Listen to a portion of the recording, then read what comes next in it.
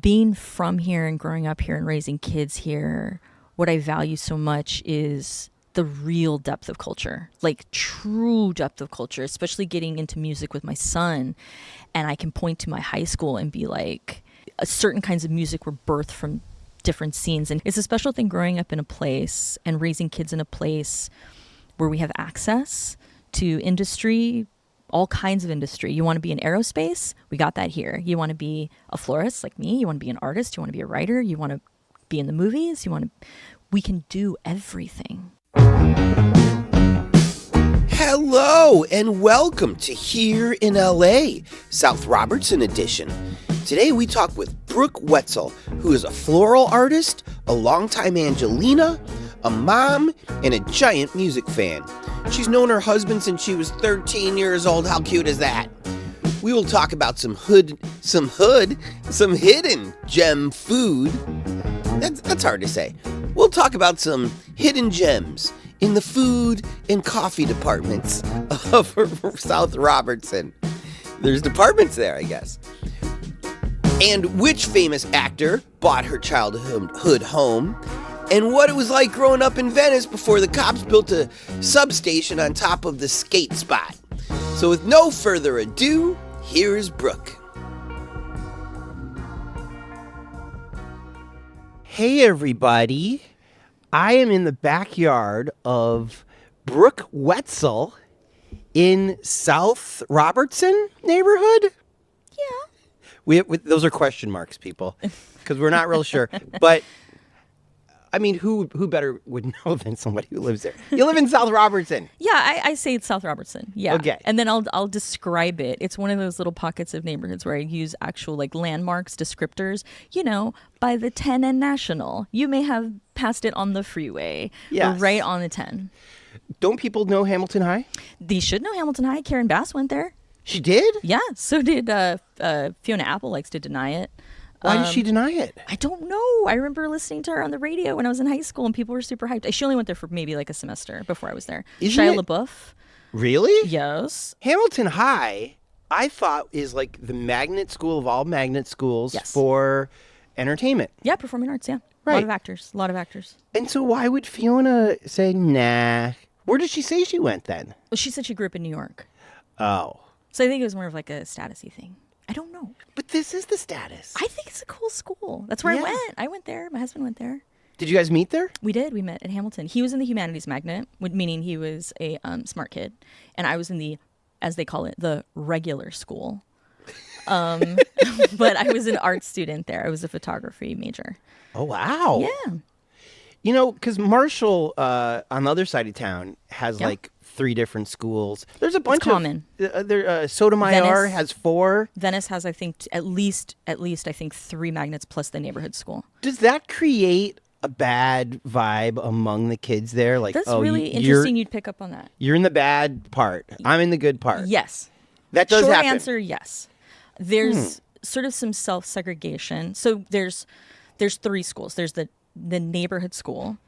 Everybody can go there. Then there's the humanities magnet, which is like a focus on, you know, the humanities, history, social studies, that sort of thing, social sciences. And then there is the Music Academy, and that's the famous one.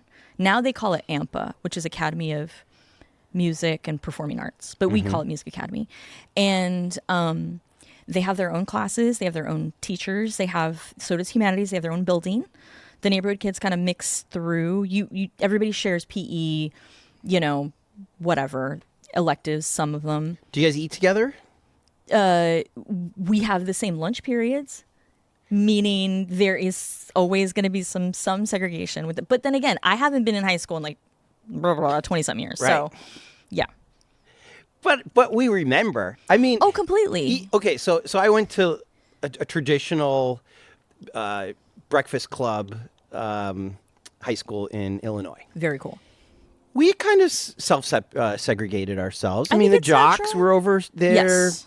The pretty girls were over there. Yeah. The losers like me were somewhere else. The marching band geeks. I was I was in the weirdo punk kids. We had our own sort of section, general section. And then when I met who became my husband, he was not my boyfriend for a few years after I met him. But when I met him, it was a big mix of grades. And we actually, because I guess back then we more segregated by the kind of music you listen to. Oh. Really? So what were you listening to? Oh, K-rock, alternative, a lot of punk. Ska was huge because we're talking about like 94, 95. There was at least one of the guys from Real Big Fish went to Hamilton. So it was a really big ska school. So we're talking Sublime, No Doubt. Yes. Bad Manners, maybe. No, that would have That's been too later. old. It would have been more pop Undertones? ska. So Oh, Blink. later, more like Aquabats. Really? Yeah, Real Big Fish, Safe Ferris. Yes. Yeah, that wasn't the stuff I was into, but that's what everybody else was into. I was into the Specials and, Studio One and like older stuff. You were the godfathers of all that stuff. Yes, two-tone. That was my thing. Yes. Yes. Did you dress like that? I did. I had suspenders and black pants. I kind of did like a little bit of like boyish girl things. So like a lot of like the white tank tops and the slacks. And I used to wear like slip dresses with my Sid Vicious shirt on top. And yeah, a lot of ripped up like stockings, and it was good times. Why aren't there more murals of Gwen Stefani in LA? Why would there be? She's from Anaheim. Oh, I said what I said. Why would there be? Because she wasn't the queen of that scene? Of what? She just pulls from all these different little bits and pieces. She came out. I remember. Okay, so in ninth grade, I came out with a zine. Me and my friend wrote a zine called Ice Ice Taco. My first essay in the zine was about the sort of whackness of the Just a Girl video, because she was sort of and I didn't have the word for it then, but appropriating sort of skater girl culture. Yeah. And I had known about No Doubt from their first album, where she really wasn't the star that she was yet. That's right. So, and I liked that first album. She sang so weird, and it was cool. And then she came out with this video, and it was really confusing, because I was like, I don't know that this is what they were, because I'd never really seen her before, because her picture wasn't on the album. Yeah. And then, so it's like she had the tank top and the big pants and the bindi and the hair, and I was like, what is happening with this? And it didn't make sense. Before she had her stylist, everything was cool. I guess it was cool because it seemed organic. It seemed very Orange County. It seemed very Southern California, and it felt more organic. And then the more the money came in, which would have been, Return to Saturn and all that other stuff, it became super weird. I will not front, because if my husband hears this, he's going to be like, oh, don't act like you didn't buy a lamb bag, because I absolutely did when she did her little sports sack thing. I feel her as bonded to her as a Libra. Oh. We're sisters in that way. So I can only rag on her so much, truly. That's fine. So did K-Rock get you into the undertones and the Specials and Madness? My uncle, my brother, my mom. So my mom was a rock journalist in the 80s. For who? She was freelance, but she used to write regularly for a small newspaper in Boyle Heights in East LA. And so she did freelance stuff for like the Times and the LA Weekly when I was little. So she covered, they called it a rock journalist back then. So she had a really interesting beat. She would cover albums, new albums, and then also movies that had music themes. So like went to a press screening of La Bamba, like stuff like that. Hairspray, press screenings. And so the coolest part about it really to me as a kid were two things. One, promo albums. She taught me how to get promos. So when I was like 12, 13 and I could like talk like an adult on the phone, I'd call, Capitol and be like, hi, I'm calling from da-da-da-da-da, and then get the press pack and get a free CD. And the cool part was you got the pictures inside and the folder and stuff. And so I remember being in like third grade and having a Crybaby folder, because that's what the press pack came in, having like a Johnny Depp folder. Yeah. Nobody knew what this freaking movie was, but I was like, they're like, why do you have that folder? And your parents were okay? Okay. Just my mom, single mom. Okay. Mm-hmm. Did Crybaby have Divine in it? Tracy I haven't seen it in Lords? ages. Tracy Lords was in it. Ricky Lake was in it. I don't That's remember who- Divine being in it because I think she'd passed away. Right. I think Ricky Lake was the one. Ricky Lake was in it, yeah. Your mom didn't say anything about this? Was she too busy working? It's the freaking 80s, man. She took me to that movie. Like what the movies we all saw in the theaters, if you really stopped and thought about it, I'm over here wringing my hands watching the Grammys like my 14-year-old hasn't seen Lizzo, my 10-year-old. Yesterday there was skywriting that said, it's bad bitch o'clock. And she said, the sky said it was bad babe o'clock. And I was like, oh, that's cute. They changed the word. She's like, no, they said the real word. And I was like, what? So, we saw some stuff. When Sam Smith did his devil stuff at the Grammys, the kids were unfazed entirely. They didn't care. They didn't care. They were more just like, literally, where my son was kind of just like, this is kind of boring. I feel like I've seen this before. I was texting my resident Gen Zer, adult Gen Zer, my cousin, and I was just like, what am I missing? Am I too old? She's like, no, it's just kind of boring. Yeah. Which is unfortunate because it takes away from the shine. Okay, so you and your husband meet at Hamilton. Yeah. Did you date at all? We dated, so I had a long-term boyfriend before that, serial monogamist here. And he and I started going out the summer, like the June before he graduated. So he was an outgoing senior and I was a 10th grader, basically. So I was 15 and 18. Oh, sorry. Which is a little scandalous sometimes. It's high school. But sometimes that many years in high school seems like a lot. It's 2 grades apart, which actually can be kind of sad because he left, he graduated, and I went back for junior year. So it was sort of like, and then a ton of my friends were gone. So you sort of start over. Most of my friends were in that 2-year range. My best friend had also, graduated and stuff. But we stayed together. What was really funny, what was frustrating for him, was like still coming to pick me up from school at like a school he had just left. Was he in college at this point? He was doing SMC, yeah. Right. Yeah, so he was doing SMC and working. He worked at Pacific Park at the pier. Oh, wow. Yeah, it was cool. Yeah, and so, we just we stayed together, moved in together after I graduated. You moved in at 18 years old? 17. Mama mia. Yeah. Mom was cool with that. We grew up fast here in the city. There was no pushback from her, though? My stepdad had just died. Uh-huh. And Jonah's mom had also passed away. And it was very kind of like, how hard are we going to push this? Mm-hmm. And it was sort of like, it was a month before I turned 18. And it was like, at that point, we'd been together almost 3 years. Oh, wow. So my mom knew him really well. Yeah. She really loves him. And it was very just like, okay, all right. And then we moved in together and that was 99. So we've been married 20 years, November. This makes me so happy. This is why. Mm-hmm. It doesn't seem like human nature would let this allow to work. Yeah. Because the people you are teenagers are different than once you become an adult. Mm-hmm. And humans get bored. So you see the same old naked man day in, day out, right? It's great. Why is it great? So we got together in 97. I've known him since I was 13. We met when I was 13. And this was the best. The best part of it is we weren't friends. We actively didn't really like each other that much.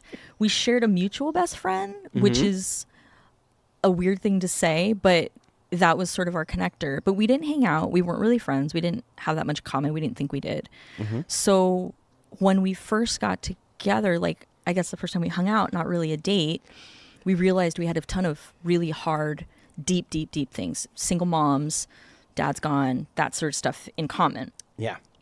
And what's been great about it is to grow up with somebody. And more than anything, and the hardest part, honestly, is that we don't really have a lot of friends who've been together as long as us. Yeah. And it's a really cool thing to grow up together, to sort of ride out seasons together, to constantly choose each other. Right. Through college, through, I remember I got laid off from a job, through different seasons, through kids, through parents passing, all that stuff. I mean, honestly, when people say like, oh, what's it like?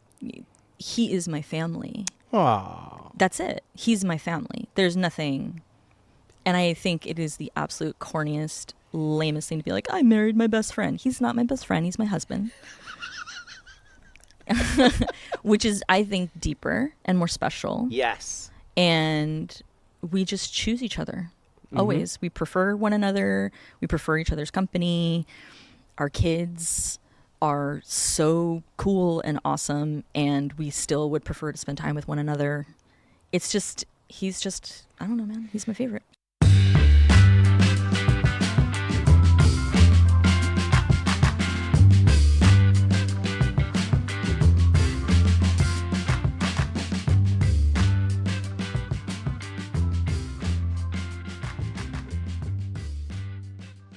So, I talk to parents all the time about raising their kids in LA because I don't have any kids. And when I talk to people who don't live in LA or who have lived here for a short period of time, young people, young couples, they look around and they say, ain't no way I would ever raise kids in LA. Yeah. And, you know, every now and then I will do an Uber trip down to like Orange, California, where everything's perfect. And I'm like, maybe this is what they're talking about, even though, do we know anybody fucking cool from Orange, California? No, we know the cool people from Venice. Kinda. I mean, I don't know anymore. No disrespect if you, my listener, is from the 714. But that's not the point. What my point is, isn't it the edge? Isn't it the skateboarding in the fucked up former skate bowl? Yeah. By the beach, what gives people character and personality, and that diversity is what makes you a I don't want to say a better person, but more interesting person. But closer to better. I mean, so my husband and I were really intentional, very specific about staying in LA, raising kids in LA. This is where we're from. This is where they're going to be from. This is it. So he grew up in Miracle Mile.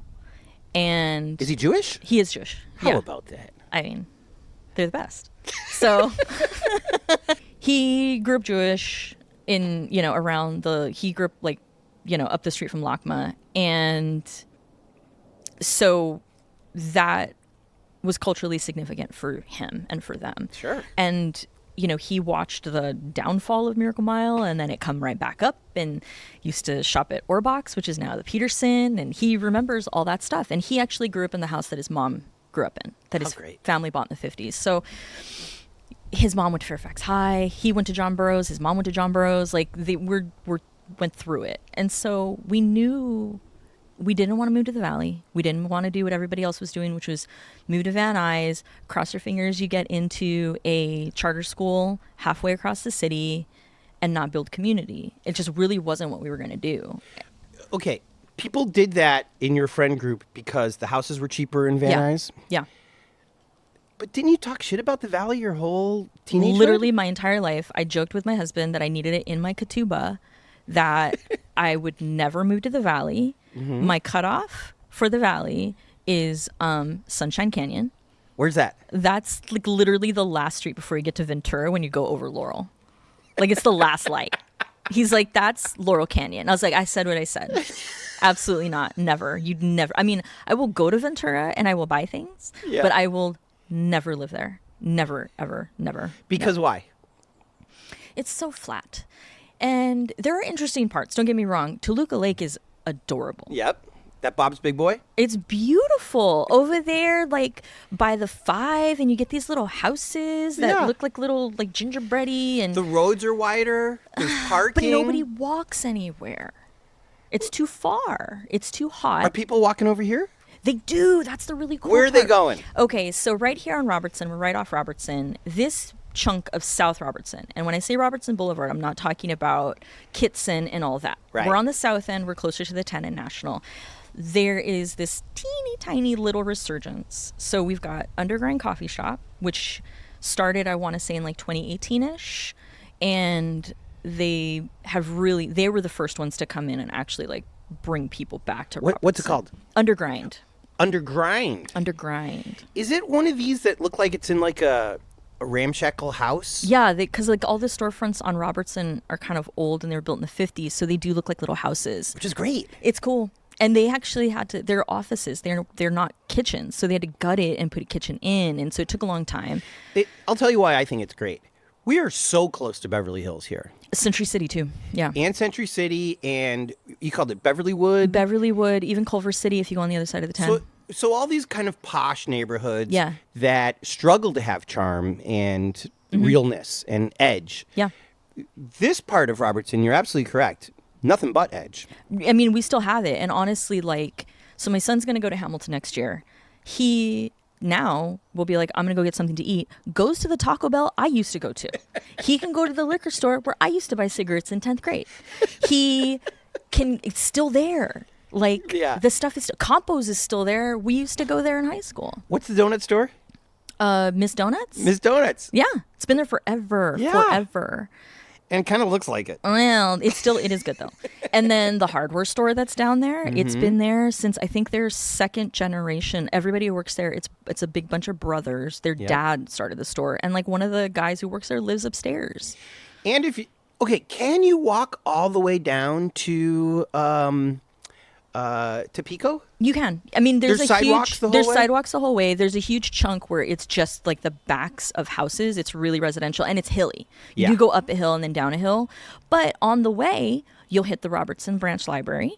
There's a super cute park they just redid. So there's like 2 new basketball courts and they repaved it and it looks fantastic. Yep. And then you'll pass a whole bunch of like Orthodox businesses. There's a really good Italian restaurant there. And then, so down the street from here, the closest to us is a place called Dolce e Sola, which is the best / worst kept secret. It's the, like, not corporate, that's not the word, but it's like the main bakery kitchen for the Ivy. Really? Yes. So it's open. They close at like 3 and you can get the salad, you can get the bacon, you can get the bread, you can get the burger, and it's cheaper. And I think they're only open like 5 or 6 days, but it's beautiful inside because it's designed kind of like the Ivy. It's super pretty. Because I would never go to the Ivy. No, but you can go to Dolce Sola and then like get the same quality of food. Is this restaurant on the west side of Robertson? So it's our side right now. Okay, that's the other stupid thing about this neighborhood. I mean, the only stupid thing is I can't tell what direction we're in because Robertson kind of goes diagonal. Because I think we're parallel to Venice Boulevard right now. Okay, so the fire department, as you walk down that way, eventually there is a fire department. I would call that the east side. Sure. Yes, it is. So it's across the street? Yes. Yeah. So, yeah. Closer to Hamilton. I think I've passed that place. It's super cute out front. They Never have like knew. Yeah. It's Okay, so how much are they going to charge me for a salad? I want to say like $13 maybe. Fine. It's fine. And there's meat in it and it's nice. And the bread is going to be legit. Yeah, they bake everything there. They have these tacos, this taco platter, because we used, during the pandemic, they were open. We would get to take out all the time. It was like a little treat. And they have this taco like lunch special. They make the tortillas there. They make all the salsas there. It is absolutely killer. Like it's killer. There you go. This is why I'm doing this podcast. Mm-hmm. Because it is a hidden gem. And this is why I think it's hidden. I watch TikTok like crazy. Mm-hmm. Because I'm old, and it's the only way that I can like keep in touch. You gotta stay hip. And none of these influencers are talking about this. They're not. It's also kind of like a ladies who lunch, like fancy lady spot. It's very low key. So you can dine inside. You can dine inside. They have an upstairs dining room, which is super pretty, and they have tables inside, and they have tables on the sidewalk. This is great. Yeah, and it's tablecloths. Like it's fancy. It's fancy service. So I don't want to say the poor man's Ivy, but kind of like the it smart is, lady's Ivy. So I joke around with my son a lot, like not literally, but I'll be like, here are the things, because I used to be like the perfect wingman girl to my guy friends and be like, this is the album you want to put on when you want to impress a girl, which was the In Sound from The Way Out, the Beastie Boys album. That's instrumental. That's what you put on. And they're like, what is this? And you're like, it's the Beastie Boys. And you're like, this is so cool. So this would be a great date spot to be like, I'm going to take you to this place. There's no way you're going to know what it is. And then it's Dolce Sola. You're welcome. There's also a chocolate factory on Robertson. Wait? Yes. Called what? Letterpress Chocolate. Uh-huh. It's next door to another coffee shop that just opened Eyes Peeled, which is adorable. It's so cute. The people who own it, they just opened it like a year and a half ago, 2 years ago. Oh no, a year and a half ago. It's fantastic. Very high-end coffee. They're great. When you say high end, like $7, $5.75, one size only. which is small. Yeah. So $6 for a small coffee, But it's great. Like 10 ounces. Okay. But fancy, but like their best thing, they have this like peach latte. It's orange. It's called Georgia on my mind, but it has like orange citrus in it. It's really, really good. But anyway, they're really great too. They're sweet people. I love them. And then next door to them is letterpress chocolate, and it's an actual like single origin. They make the chocolate there. They have ice cream in the summertime. It's a husband and wife.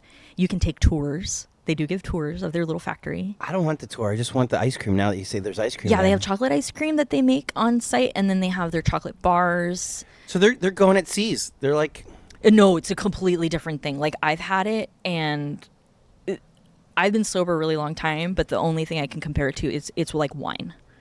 wow. Like it's very, very subtle. They don't do any. It's only darks. There's no milk. They'll have some that are like maybe less bitter, but it's for an aficionado. So does that mean expensive too? Like $12 or $14 a bar. Like The big ones, like a the Hershey's ones. size No, bar? no. You know, like what's that other company? Like Comparts chocolate. So Like you're too Whole fancy for me. Foods, like a Whole Foods size. Like I don't know what, like You're, you make 3 by like 8 inches. okay, that seems like a Hershey's chocolate bar to me. It's bigger, like the king size. a little one. bigger. Yeah. For how much? Like $14. Ooh, ba-ba. It's a gift. You know what I Fine. mean? It's a gift thing. Yes. Yeah. That is a good gift, though. It is a very good gift. Because it's local. Yeah. It's a little bit unusual. Because I don't hear any hype about this. No, it's very special. The way I heard about them was I was getting coffee from the conservatory in Culver City, and they had it on the counter. And then I grabbed it and I flipped it over and it said Robertson. And I was like, what the hell is this? And it was like literally at the end of my street. Okay, let's revert back. This is going to be hard for us Libras. Oh my gosh, we're the worst. And the best. The prettiest. Is there a drawback to raising kids in LA? Yes. The drawback that I have found is that as they get older,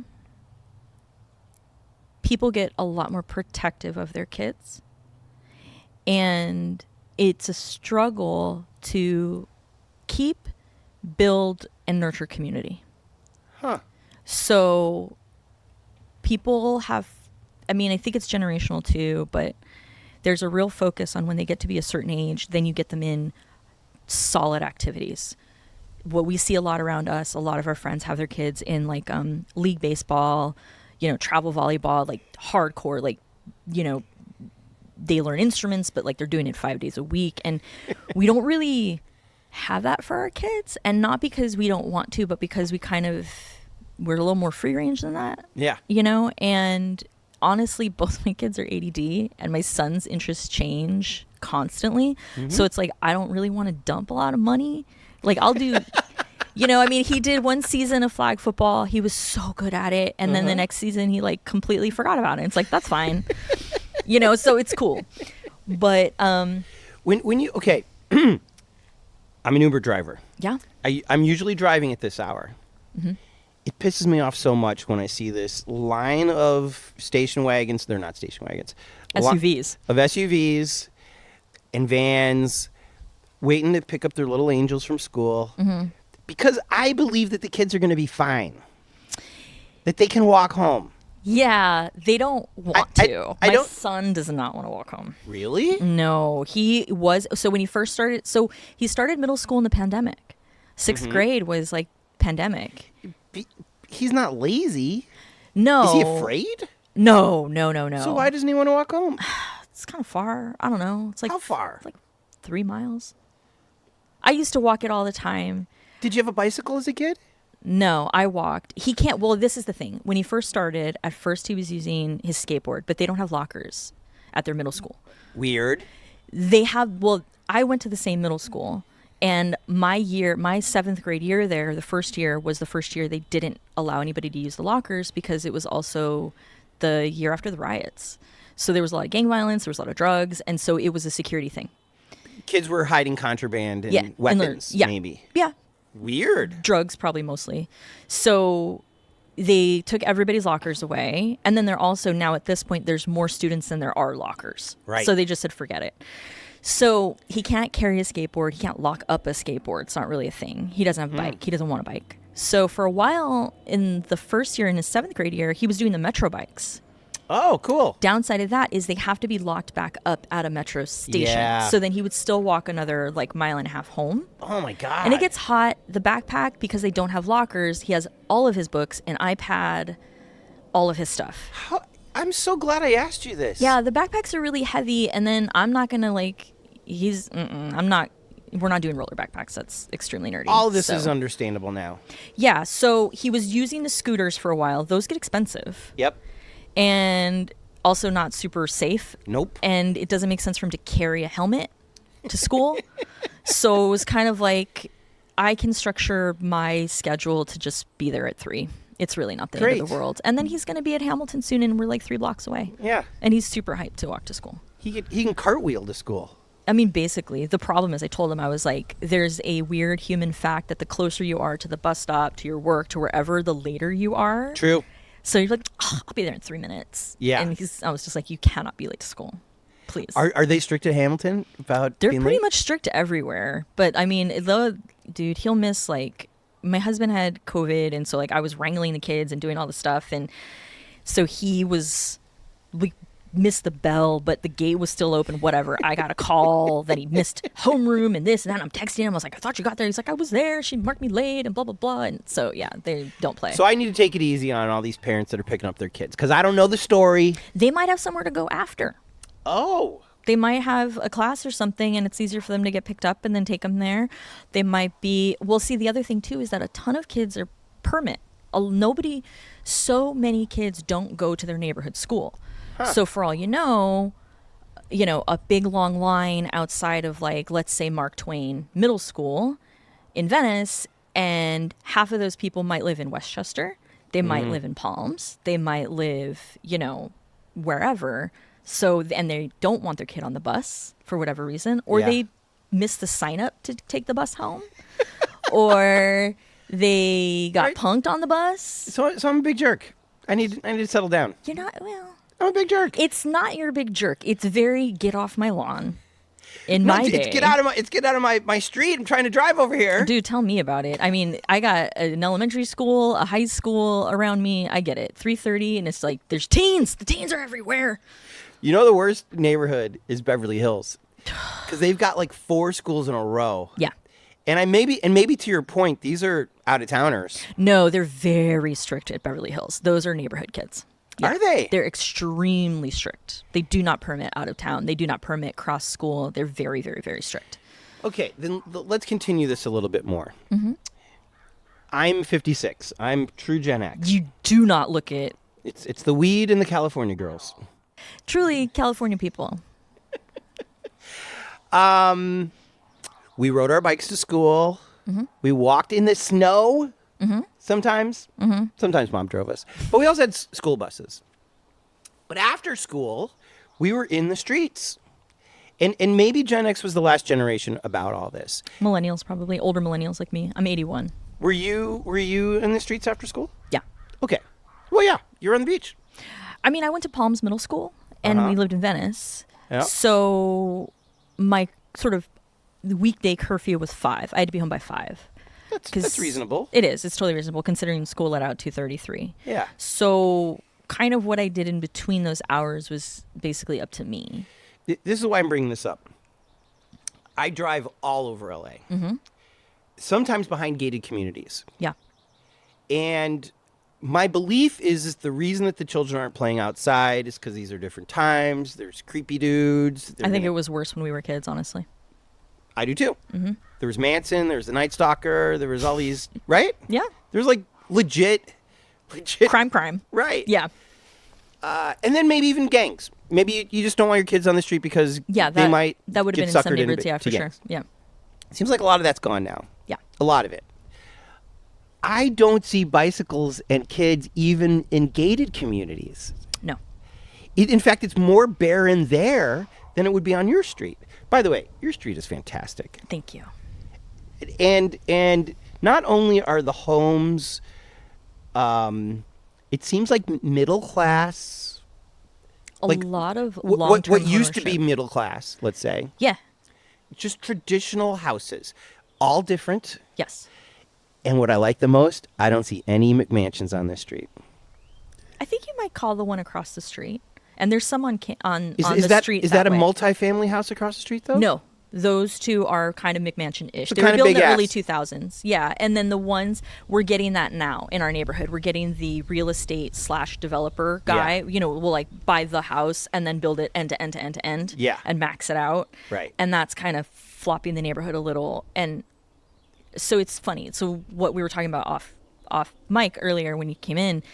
So we're renters. Mm-hmm. And we rent. It's a 3 and 2, and it's the score of the freaking century. And 3 and 2 with a garage workshop for you. yes, where I work in the garage, and we got a driveway and Yep. And a backyard. a nice full-size backyard. Is this a fruit-bearing tree back here? No, it's a big gigantic eucalyptus tree. That's a eucalyptus? Yeah, it's a big eucalyptus This tree. is because I thought eucalyptus were more naked in the bark. It's different. It's a Because you can climb this tree. yes, you can climb it, and it's gotten taller. We've had to have it trimmed twice since we've lived here in 5 years because it grows so fast. Yeah. And it's fallen over a couple of times. It has? Well, the tops of it, yeah.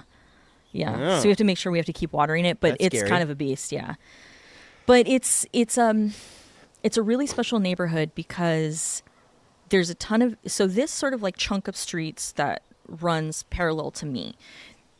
A lot of long-term homeowners, a lot of people who've lived here more than 20 years, a lot of diversity in homeownership, a lot of second gen. My neighbor across the street, she's an older boomer. Her kids grew up in the neighborhood. She's still here. There's a lot of people aging in place, which means to me 2 things. One, it's a safe neighborhood enough for a senior to feel like they can live alone. Yes. Downside is that there isn't enough turnover in houses as a result. So there aren't a lot of starter homes. So when they do come up on the market, they get blown out Yeah. and maxed out. And then, so that's kind of like what we were joking about. Like, we'll probably rent till we die, unless the owner is like, sure, I'll sell you this house. We're not going anywhere if we can help it. And it's just one of those things of like, it's really, really special. It's just a special pocket. It is special because to me this is TV show LA. This is Literally, the front of the Goldbergs is maybe a quarter of a mile from here. really Yeah, in what they call Country Club Estates. It's nearby, Right. and they film Modern Family at Cheviot Park all the time. Yeah. and it is literally TV show LA. so They film Buffy the Vampire Slayer, the TV show. The movie was in the girls' gym at Hamilton.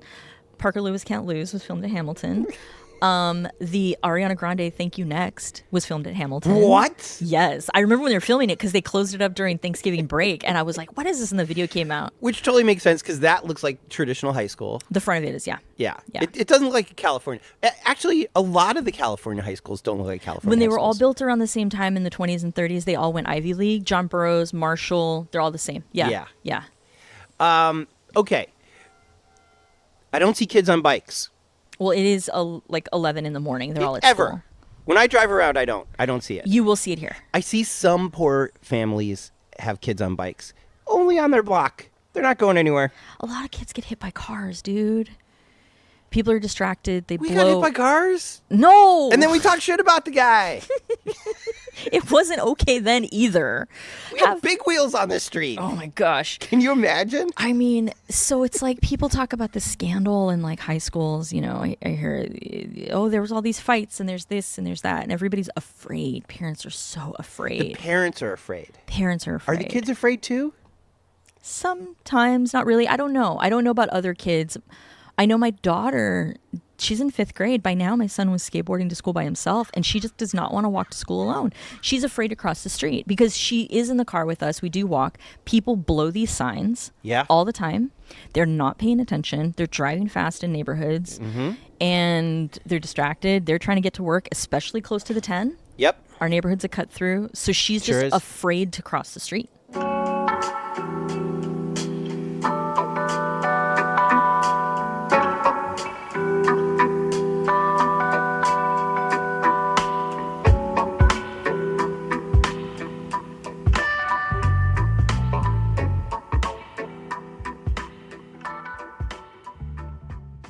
Okay, so we answered the question because we're good Libras. We're the scales. We're balanced. We are. That's the cons of living in LA. Yeah. You're going to get hit by a car.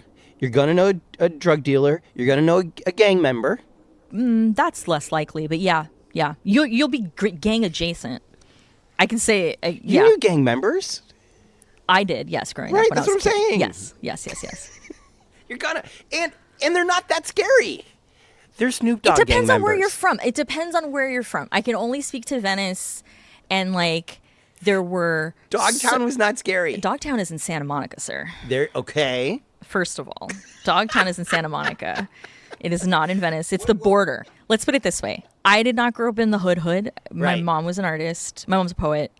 Really? Yes, my mom's a poet and a writer. Can I interview your mom next? Heck yeah. She's Great. awesome. My mom's cool. Is she still in Boyle Heights? No, we never lived in Boyle Heights. She just worked out there. She lives in this neighborhood now. She grew up in Venice and then kind of bounced around Central Valley and then Venice back and forth, Great. and then lived in Inglewood for a long time.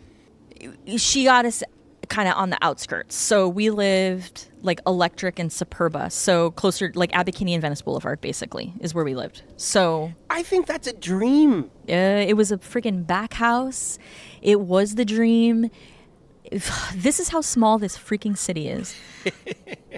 Growing up in LA, dude. So one of my very good friends, very close friend in high school through 11th and 12th grade, Sarah, she had a boyfriend that she met on her street walking her dog, and then they started dating and hit it off. I come to find out it's Elijah Wood, the actor. Wow. Because he was homeschooled. So she's dating Elijah Wood. Okay. And then I guess we hung out a few times. It was fine. Did you hang with them back then? Yeah. I mean, we were all in high school. How old of Elijah were we talking?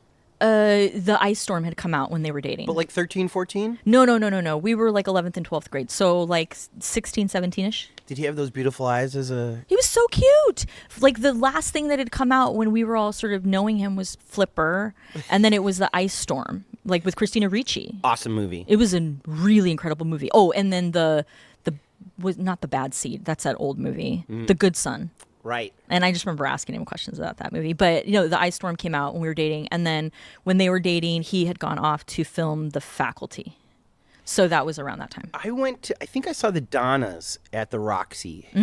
And it was a great show. He loved music back then. And after the show, here comes little Elijah. I mean, Yeah. he's a short man.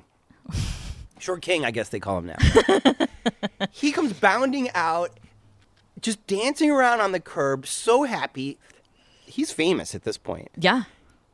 Doesn't care. He's just in love with the experience that we all had. I mean, that was the thing that he and I hit it off with was music and live music specifically. And at that time, I mean, still my favorite band, period, Jane's Addiction. Really? Yes. Love them. Love Jane's Addiction. Did you see them at the bowl with Smashing Pumpkins? No, because I hate the Smashing Pumpkins. Oh. I don't hate the Smashing Pumpkins. They're fine. They're terrible live. I will say that on a public podcast. Will you see Jane's Addiction at the Hollywood Palladium? Hell yeah, I already got tickets. I'm taking my son. All right. I know. I'm taking my 14-year-old. And I get to Perfect be age. like, I was your age the first time I saw Jane's Addiction at the Universal Amphitheater. R.I.P. What a great place. That was my favorite venue. I loved it. Who did they play with that night? Do you remember? It was the K-Rock concert. It would have been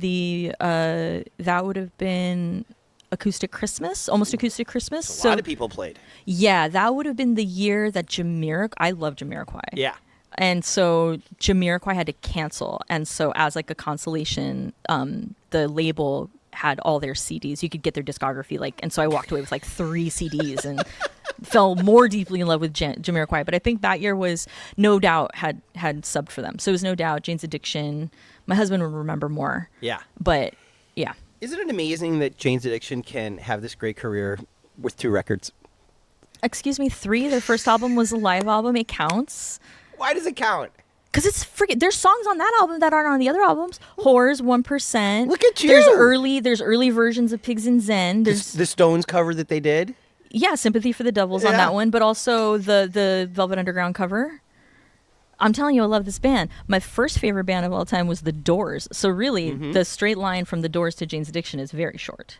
I totally agree. No, they're the same band. Me and my husband can talk about music all day, and we love LA bands very specifically. Is it Perry or is it Dave? was this, you're going to do like a fuck, marry, kill thing? Like, what are we doing You here? can fuck them both if you want. I'm just asking which one. Like I said, my husband's in the other room. We're not going to have that conversation. It's interesting. I really, truly don't think Dave gets enough credit as being like just an incredible guitarist. Just truly. And Perry really, we wouldn't have Coachella without Perry. That's right. Lollapalooza, we wouldn't have like the definition of what we call alternative music without Perry Farrell. And I don't think we're really going to know his full impact until he's not with us anymore. Or alternative festivals. No, he has Lollapalooza, the tour of that. And he was, not enough people know, he was the guy that Golden Voice called and said, how do we do Coachella? That's right. How do we do this? How do we make this thing? And he's such an incredible curator of music and culture. Paul Tillet's no fool. I love that guy. Yeah. And then also being from Venice, and Porno for Pyros came out when I was like in early middle school. And that was interesting because that is such a Venice sound. It's very specific to the West Side because that's when he moved to Venice from Hollywood.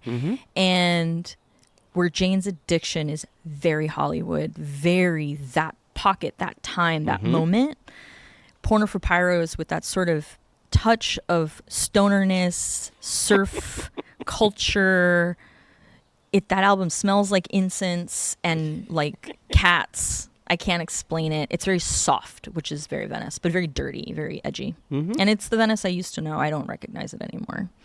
My mood drops 6 points when I go west of Lincoln now. I just get pissed and sad. Oh, I didn't even finish my Elijah Wood story. Go ahead. He ended up buying my childhood home. No. Yeah. He's in your childhood bedroom right now. No, so it was a front house and a back house. He bought the property, so I don't know what he uses the back house for, but bum me out. Have you taken your oldest to Coachella? No, it's not our scene anymore. So I haven't been to Coachella since like 06. And I'm just not that into, it's more of a pop festival now. Yeah. And so he's not really into pop. We just got tickets today for that Brookside festival, that Reset. He really wants to see LCD Sound System, so we're going to go see LCD. Interesting. So we're doing the Sunday tour. He's going to Jane's Addiction with us. And then he's seen the Aquabats in OC. With Travis on drums? I don't think Travis is on drums at that show. It's February 11th. He's going to that show. Fool's playing with everybody, so He could pop up. I don't know. But he really likes the Aquabats, so he's going to that show. how fun is that? Yeah, we see a lot of concerts. That's great. I love it. I love it. I love it. I love it. Okay. We have one segment left. What do you want it to be about? I don't know. You had a little agenda, and I want to honor it. I did. Okay, so my little agenda, and we see if we go from here. So we landed here because we really wanted an easy track with schools, right? I didn't want to play the permit game. I didn't want to run around trying to get into magnets. We wanted them set up for elementary, middle, and high school. And we knew that we'd been basically gentrified out of our hometowns. So I'm from Venice. I moved out in 99. My mom moved out maybe 03.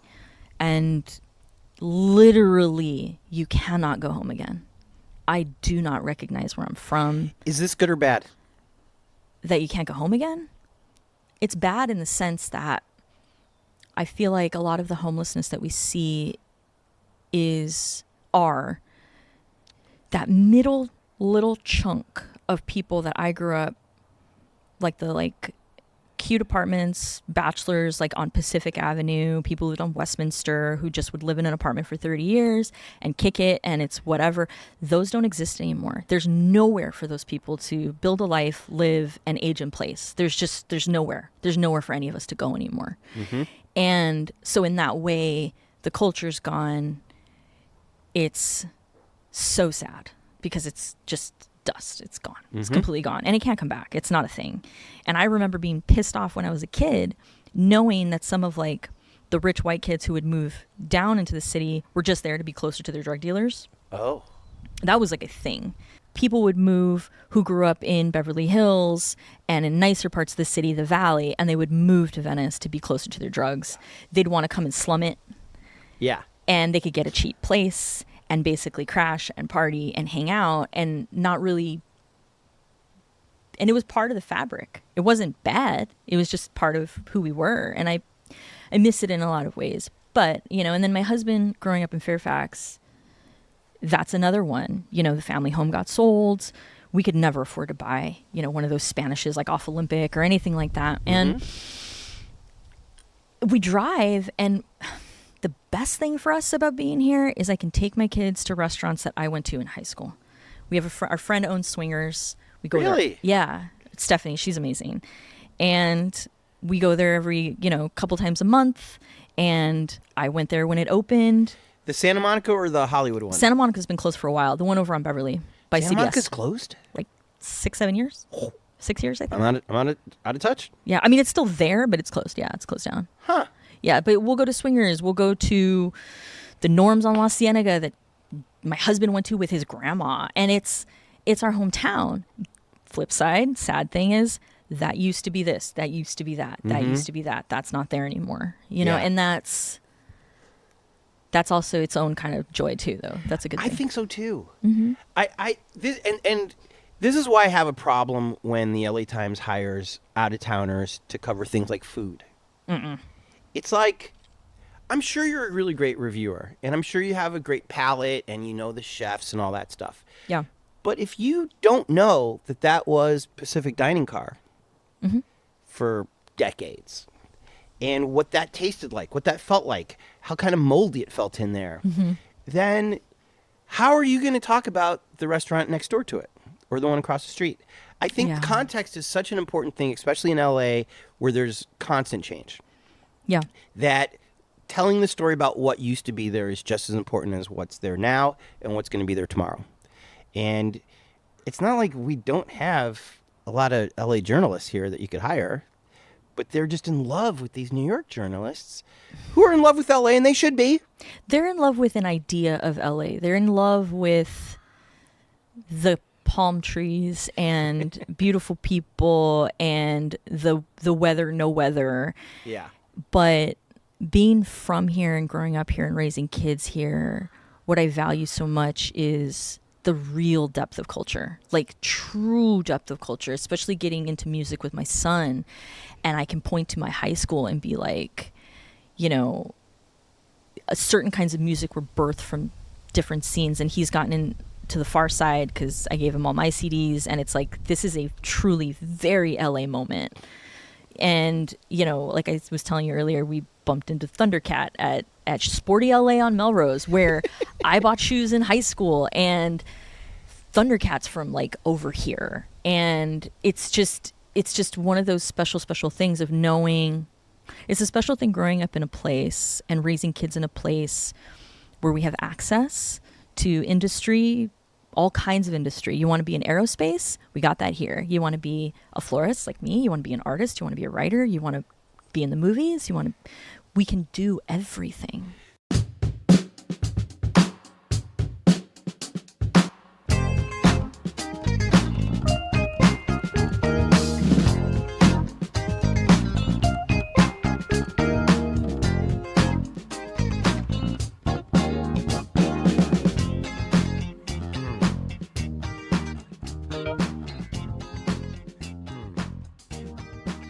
Let's finish with your florist stuff. Okay. Because I love flowers. Flowers are great. I love giving flowers to the sweeties of my life. I can help you with that. Thank you. And I like going to the flower mart. Yeah. It's an adventure. I like what the people do down there with dying flowers, kind of. Yeah. They can make really great arrangements that can last a couple weeks that are way better than... Are there even Conroys anymore around here? 1-800-Flowers bought them all out. Isn't that sad? It's basically the same thing. They're still there. Well, not the one in Venice. The one in Venice was on Venice and Lincoln. Yeah. Yeah. And that's where that guy just got killed. Yeah. Man, he wasn't even from here. He was like visiting. I think so. That's a tricky one. But anyway, so Conroy's used to be on all these corners in LA, and you could just pop in, and they would always advertise like $5 carnations, yeah. Whatever. Yeah. Whatever their special was, and then it was I remember shitty. Rita Flora on La Brea used to have like 100 roses for $50 or whatever. Yeah. And they were like these little tiny shitty roses, but it was still 100 roses. Technically, yes. And if you're 19 on a date, you're like, there you go, honey. Jonah my husband got me that one time. I loved And it. a lot of times the girls are like, don't want 100 roses. Yeah. Yeah. What the fuck? I saw that sign too. Okay. So I like going to the flower mart, but it's weird and it's out of the way. Valentine's is coming up. The last place I want to be is the Please don't flower go. mart. Please don't gum up the traffic. Traffic is terrible. Parking is horrible. Yeah. There's a lot of homeless people that are just trying Well, to it's live. on Skid Row. Right. Yeah. It's right next door. Yeah. Is that where you buy your flowers, or do you go to Oxnard and get them from? No, I don't. I don't shop at the farm. So I do go to the farm mart. I don't have a cooler now on purpose. I have space for a cooler. I choose not to because of where I live. I'm 18 minutes to downtown, and so I buy daily for all my orders. Oh, you are. Yeah, Because you're right next to the 10. right next to the 10. Literally on a bad day, I have a restaurant that I do flowers for, and if I have to leave at like 4 o'clock, it'll take me 45 minutes, which is a drag because it's 13 miles. But that's the worst it could possibly be to get downtown. But How great is that? well, also my location, like you said, I'm super close to Beverly Hills. I'm 10 minutes to Beverly Hills, 5 minutes to Century City. I can get to the 10. I can get to the 405, which means I can get to the Valley, 405 to the 101. I'm like maybe 35, 40 minutes. I have clients in Woodland Hills. I go out there. So for your work, you have to go to the Val. Occasionally, yeah. Is that a pain in the ass? Do you make it worth your while? Do you charge them more? I charge more delivery. There are weird pockets. I wish I could never deliver to Brentwood ever again in my life.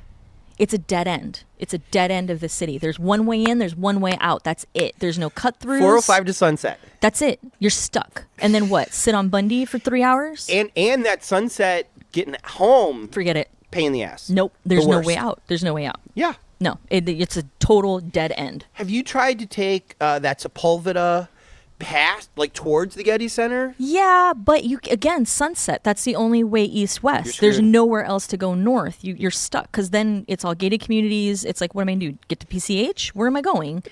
Literally any day of the week, I'd rather go to Thousand Oaks than Brentwood because at least it's a straight shot. Burbank is another drag, except there's multiple ways to get there. I just Yes. hate the 134 because it's scary to go all the way across the freeway that way. If you're on the 101 and you're trying to get to the 134 to get to Burbank, From like it's the a drag. Bowl to go to Yeah, that's a what is drag. it? Barnesdale, not Barnesdale. I know what you're saying. Yeah. You're on the extreme left of the 101, and you Yes. have to go to the All extreme the right. way to- yeah, and in then- like yeah, 5 seconds. Exactly. It's just too stressful. But I know almost every way to get around this city. I too drive everywhere. I do all my own deliveries. So Burbank's a drag, but it's a beautiful drive. And I like Yes. taking streets, and I love driving. I didn't get my license till I was 30. That's another What? thing. Yes. Because your handsome man just drove you everywhere? Well, that's the perk of also dating when you're 16 is that you find somebody with a car. But I was on the bus everywhere.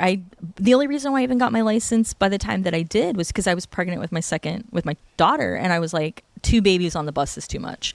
We always lived near a major corridor. I could walk, and I'd get on the bus and figure it out. So yeah. Okay, so what kind of flower business do you have? So I'm a floral studio, which means I'm not open to the public. People don't come to my house. I buy daily for deliveries. I have a website. I take orders online. I do customs, corporate stuff, subscriptions, all that. And I do cut flowers, events. I don't do weddings. What's wrong with weddings? Isn't that a cash cow? Yes and no. For some people who are really good and super organized, it can be. What I don't like about it is I don't like super long lead times. So people will usually book a year and a half. Oh. And so that sort of deadline way ahead of me, it stresses me out. I just don't like it. And there are people who are much better at it. What's your favorite gig? Restaurant event work. Just straightforward where I can be creative. They give me colors, give me vibe, give me a budget, and then I just do my thing. Did you do any Grammy shows? No, I didn't do any of the Grammy stuff. I do know all the people that did, though. And I love seeing their work. And I can point it at and be like, I know who did that. I know who did that. I know who did that. And I love it. You can just tell their style. Yeah. Wow. Yeah. And there's a handful of really, really big studios that do certain things. The Grammys, a lot of it is this shop called Floral Crush, Mark's Garden. They do beautiful work. I worked for the Oscars for a long time. Mark's Garden was our guy. Yes. And did you ever go to the Governor's Awards? No, I've never been to the Governor's Awards, sir. I don't know you. We are Oscar super fans, though. I've never missed a show. I ask because I worked there for 5 years, and I watched how I think it was either Wolfgang or the Academy allowed Mark to like be more and more creative in that space. They just give them colors and they give them a budget and sort of the theme of whatever the night is. It's usually the the Academy is like, we want to do oranges and yellows, and we're thinking these are our best pictures. So sometimes maybe they'll tweak to that. Yeah. And then whatever kind of works. Because Mark's, I don't know if they still do, but they did the Globes too. They do the tables at the Globes. That makes sense. Yeah. I mean, he knows what he's doing. They are a great shop. They crank it out and do beautiful work. I don't know who did the tables at the Grammys this year at the front. Yeah. Those I could not stop talking about. They looked love those. incredible. They were beautiful. I'll find some pictures. They were so pretty. Even my husband was like, those tables are cool. I thought they did a good job with that because Staples Center, we're not going to call it the other thing, No, it's Staples Forever. is a barn. It's not pretty in there. How do you make that don't a know what they- glamorous event? No, I loved the little tables. I liked the walk around. I loved seeing everybody kind of mingling and talking and walking up. It felt like a theater, and they Yeah. did a really good job. Yeah. And those are the stars. That's who we want to see. We want to see their dresses, and then they dress for it because they have space. Yep. And they get up and they chit chat, and it's like, and they really did a good job of putting good people in good places because Lizzo was up the whole time talking, and she was with Adele, and I loved it. So, do you have an event or a job that you did in the last year that you would love to do again? That just reached the top? I don't do really high scale stuff. Well, just your favorite is all I'm saying. I mean, honestly, like I have one of the best things about my job. I've been doing this now almost 15 years, and I love following people through their seasons of life. That's happened a lot of times where I've gotten with somebody where they get in touch and it's a boyfriend, girlfriend. And the boyfriend's been giving flowers. Then they get engaged. And then it turns into wife. And then the cards change and it's, you're such a wonderful mother. And then it's really cool to see people grow and change. And then sometimes even get new partners, but they're still using me, which is funny. Move, all that kind of stuff. I love it. That I like. I like celebrating people through just seasons and just kind of following them along. And then I really, really love getting to know people's personal style. My favorite thing is when a husband or a wife can call me and say, you know what she likes. You know what they like. Here's the budget. Bring it. And they get so excited because it feels really personal. It's a gift. I'm going to end in this very controversial question. Okay. What's my favorite flower? No. Thank you. My favorite flower are poppies. I can get those. You can? I can. Not California poppies. I can get Icelandic poppies. I can get regular poppies. Because the California ones have heroin in them? No. Why can't you get California ones? They're not a cut flower. They don't survive when you cut them. Oh. Yeah, they would just wilt right away. They're just too fragile. And now that I'm looking around, you don't have maybe that's one rose. Well, it's like February. That over there are boysenberries we got at Knott's Berry Farm. But what I'm saying is you don't bring it home. No. I'm not dissing your backyard at all. No, I rarely have cut flowers in the house because honestly, I don't think about it. And then the best part of my job is I get to make something beautiful, and then it's here. This is going to go die in your house. So I get to see everything at its peak or how I wanted it to look, and Yes. it's perfect.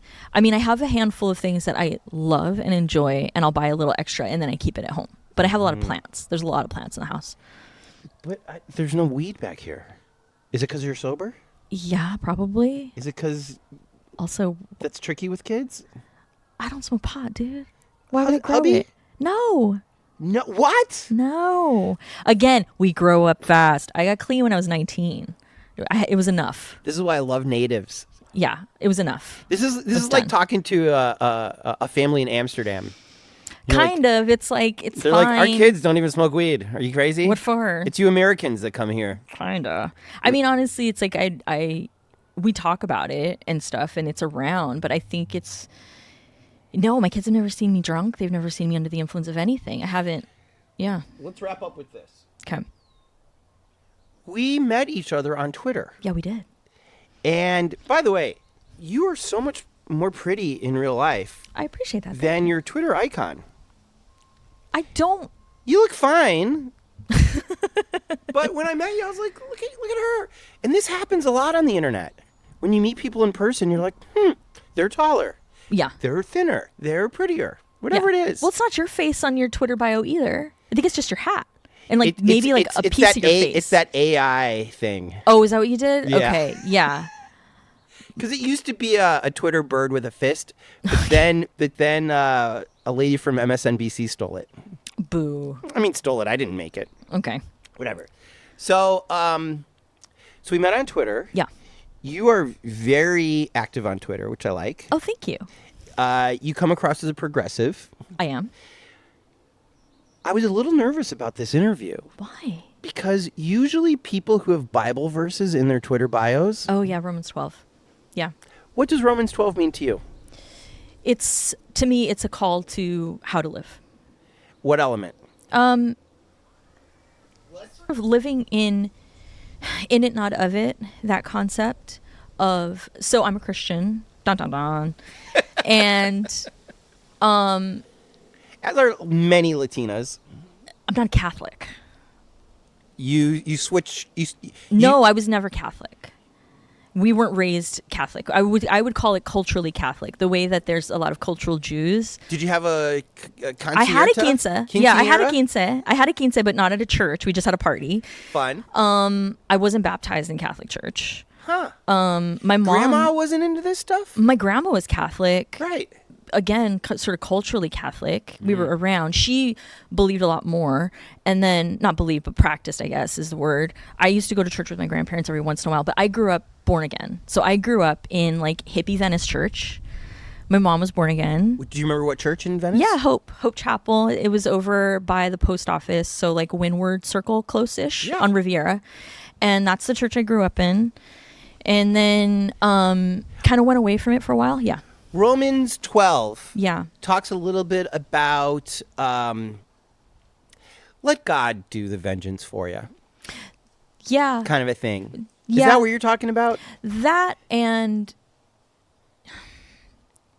sort of being an example, living as an example, and living in unity with people, choosing love first, choosing to be an easy person to get along with, being fair and not vengeful, not, fists of fury, just going out and being like, this is what I believe, you have to be like me.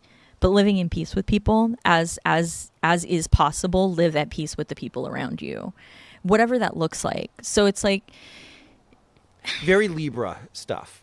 I guess, yes, it's very Libra. Fights with so love. there's the progression too. It's just like, I'm a believer, also soups into astrology. So, Yeah. but also that's when you get Catholics that are really into Santeria. It's really the same thing. But to me, Romans 12 is kind of like that. Like, fight your enemies with love. Yep. Instead of... I mean, you're not going to beat people over with the Bible and win anything. You're not going to win any fights. You're just not going to win fights in general. No. I think is what Romans is saying. So don't even try. Win them. If you're going to even try to win them over with love, because that's a reflection of God. Yeah. And it's like raising Christian kids in the city is not difficult. It's not a difficult thing to do. And we go to a church that is super diverse.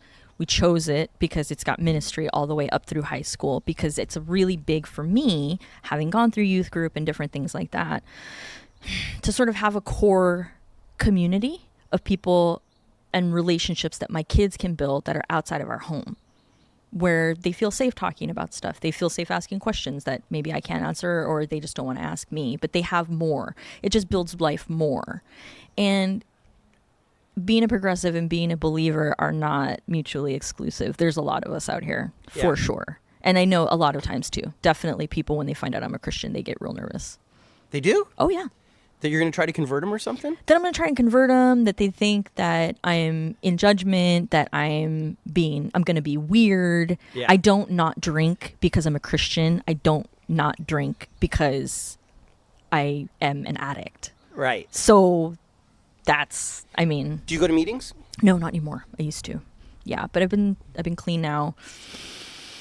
April will be, oh my gosh, 22 years. Wow. No. I got clean it'd be 22 years, 2001. Congratulations. Thank you. Is it still hard? Hard's not the word. I know I can never pick up again. Mm-hmm. And somebody asked me the other day, how do you know what, like, for instance, I was struggling with anxiety and I was talking out with a friend and she was like, why don't you get a prescription for it? Xanax or something, right? And I said, because I know that I will abuse that thing. Oh. If I don't judge anybody who uses prescription drugs as they're recommended, and if they're in recovery, that's up to them and their doctor. I know that I have really bad allergies. Terrible line of work, I know.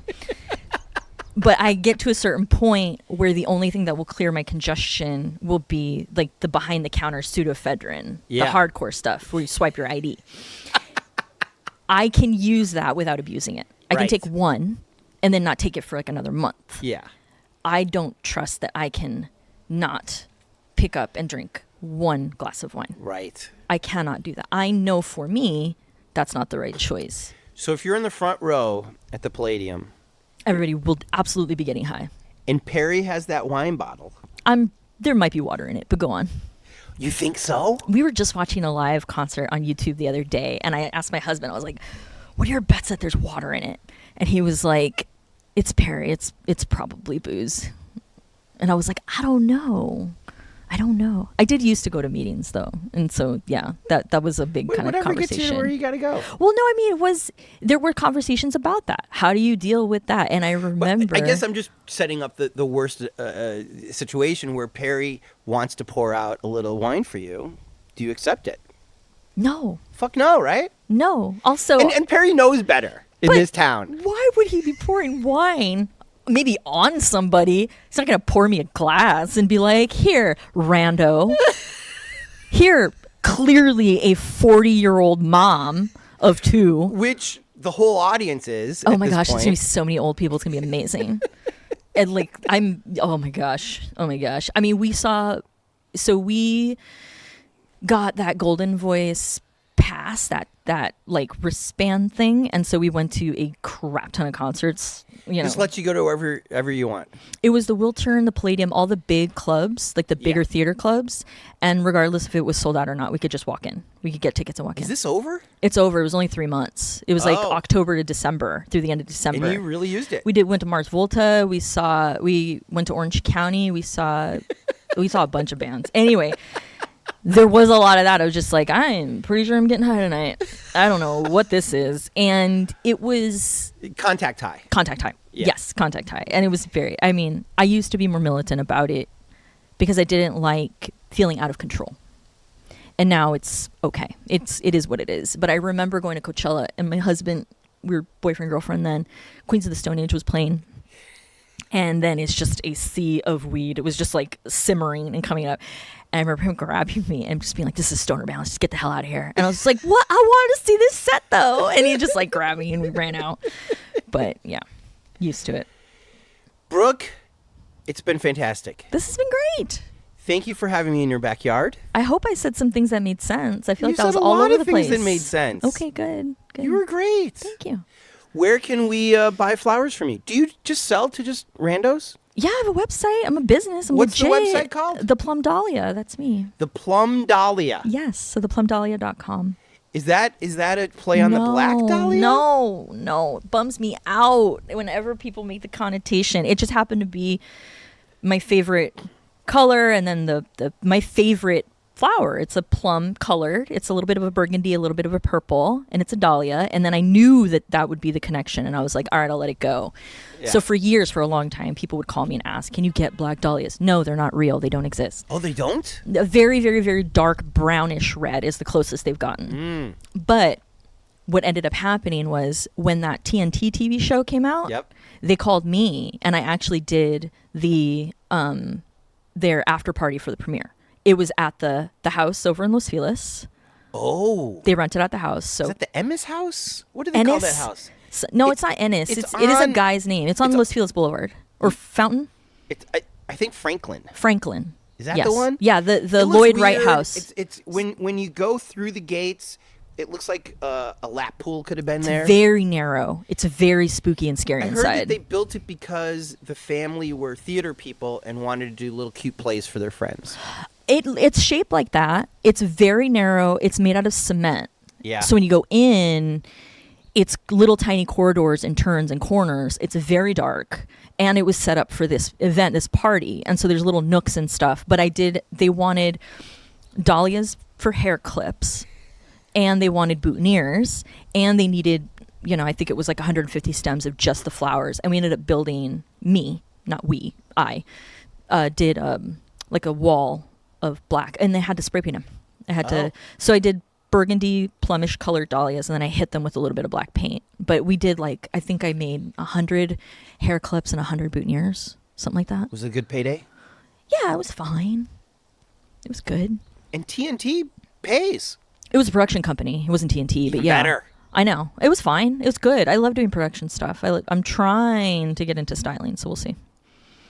Okay, well, theplumdahlia.com. Yeah. Or just plumdahlia.com. The Plum Dahlia. Theplumdahlia.com. Mm-hmm. And on Twitter, what's your I'm handle? Mama Wetzel. Mama Wetzel. Across everywhere, I was able to score it, even on post.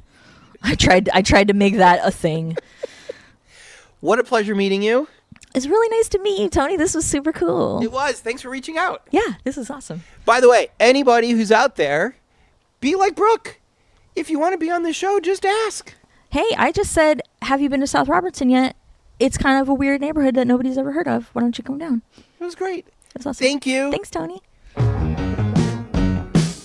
How great was Brooke? You know who we'd see Jane's Addiction with at the Hollywood Palladium? Our Patreons. When you stoke us, you're saying, Tony, Jordan, here's a dozen roses, you sexy beasts. So shout out to our Patreons, Nancy Rommelman, Sean Atlow, Matt Mills, Sean Wallace, Greg and Molly, Jamie Taylor, Mark Johnson, Kira Ann, Barney Grinke, Ben Welsh, Jen Adams, Trevor Wilson, Bree Wild, Dougie Gyro, Christina Up North, Robin Carey, Adam Shorn, Ben from Down Under, and Chris from the ATX. To be a Patreon, just go to patreon.com/hereinla and give till it hurts. Also, shout out to our Angelinos. To be an Angelino, all you gotta do is shovel over $25 via PayPal or Venmo, and we'll list you on the Here in LA website or this Medium blog forever. Just send your hard-earned cash to busblog@gmail.com. Want to support us, but you bet on the wrong team to win the Super Bowl? Same. You can still help. Post your favorite episode on your Facebook. If you love us, you do it. And this is a great episode to do this for, because Brooke was fantastic. And this is what this podcast is all about. Give a little love to Brooke, give a little love to Here in LA, stoke her flower biz, stoke our podcast biz. Go crazy. Post 2 episodes. Oh my God. Tweet something nice about this. In fact, anytime you see me tweet, just retweet it. Click. Click. The clicking doesn't always work when Elon Musk is in charge of Twitter, but when it does, you should just click it. Tell your friends how Here in LA is spelled. It's on Apple Podcasts and Google and Amazon and so many others. Here in LA is produced by myself, Tony Pierce, and a man who used to skate the half pipe in Dogtown, Jordan Katz. Editing, mixing, and music supervision by Jordan Katz. Songs by Orgone and Jordan Katz. Special thanks to Cindy for creating the logo, Jen for inspiring this, and everyone, like flower artists, who make the world a more beautiful place. Long live poppies!